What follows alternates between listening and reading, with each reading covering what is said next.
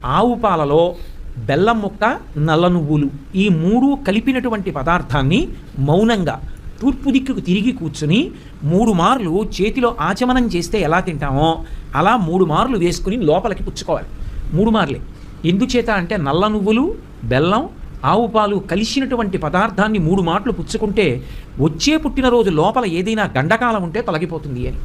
కాబట్టి ఈ 3 పదార్థములు కలిసినటువంటి దాన్ని చేతిలో వేసుకుని 3 మార్లు పుచ్చుకోవాలి. పుచ్చుకున్న తర్వాత 7 చిరంజీవులు ఉంటారు. అంటే వాళ్ళు పుట్టుక చేతనే చిరంజీవిత్వాన్ని పొందారు.